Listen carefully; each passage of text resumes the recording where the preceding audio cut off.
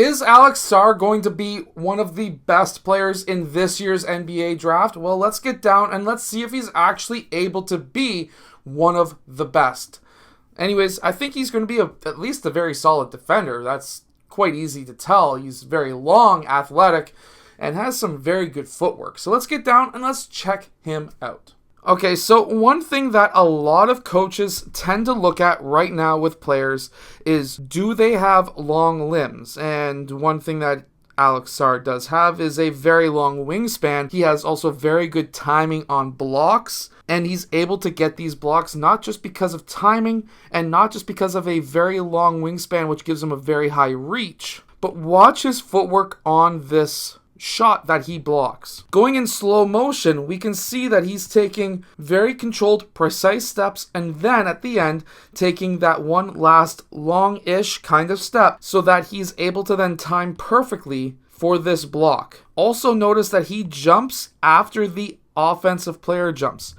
Because he's taller and has a longer wingspan, he is able to take off after by milliseconds than the offensive player, which gives him the advantage. What gives Alex Sarr the advantage here also is the fact that after this screen, he's able to read what his defender was originally trying to do, which was originally trying to blitz in a way, or maybe ice, that ball handler. So then Alex Sarr, instead of rolling, popped out to the three-point line. And because he's a very good shooter, but also a very good player with footwork, he's able to make this shot. We can see that with this clip right here. Now, he may have a high release. He may have a release or a gather or a set point, that is above his forehead, which is totally fine. But watch his footwork.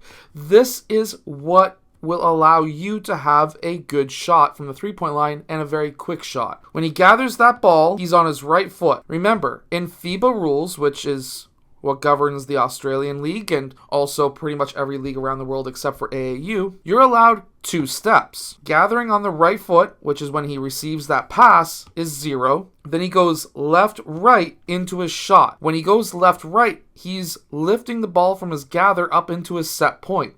This is now going to lead to good energy transfer so that he's able to get a nice smooth shot off from distance. And the fact that he has a very high set point above his head, that is going to be a very hard shot to block because he is 7 feet tall. With a long wingspan and a high set point, I'm going to say that he could be potentially a type of player who is between a Jokic and a Kevin Durant. But what I really like to see is right here, where he's aggressive getting that ball on the offensive glass, and then he doesn't just lay it up. No, he goes for the massive dunk. This is what is actually surprising about him. While he does have a skinnier frame than most players who may be playing his position, if you can just play with heart and play with aggressiveness to get that ball no matter what, and then having the courage to go up strong and slamming it down hard. He could have just easily just rolled that into the rim, very easy soft dunk. But no, he wanted to put emphasis on that. And this is what makes players special. This is what makes players stand out. If you are the type of player who wants to be able to make the NBA, small little things like this can really go a long way to show that you are wanting that spot, that pinnacle of making the NBA. Now here we see him attacking the rim, and when he's attacking the rim here, he goes off of 2 feet. However, watch how he's able to use his right hand on the left side. This is something why, if you ever see my training videos with David, why we train both hands, left as well as the right, on both sides of the basket. You never know what position or situation you are going to be put in during a game. The mistake that the defender made here is he was playing on his heels. He was allowing Alex Sarr to get into the paint, which is a mistake when your opponent is 7 feet tall. Massive mistake no matter how strong you may be. Now, being able to play off of 2 feet, taking that dribble right there, landing on both feet, he could have went up for a shot fake. He could have spun around, did a hook shot. He could have done all of that, but no. What he did is he went straight into that defender, went up with his right hand. Why this is impressive and why this is also something that may kind of worry me is going up with your right hand with a defender here is probably not going to work in the NBA unless the defender is shorter than you. If you're going up against somebody who is at the center position. In the NBA, they're usually, unless they're maybe a 12th man, they're probably not backing up and allowing you to take that drive lane. They're probably not doing that.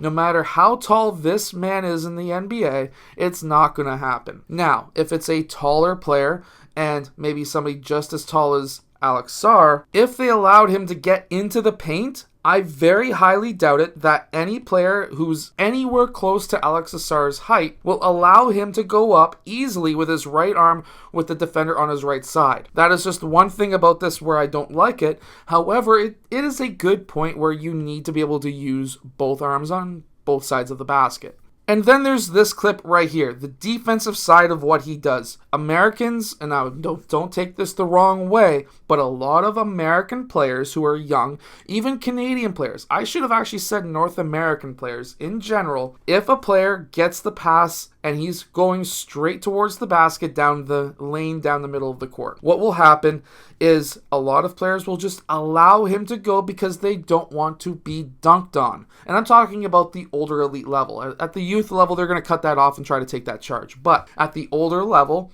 when they get into their 15, 16, 17-year-old range, they're going to look at that and say, I'm just going to allow him to go. I do not want to be dunked on.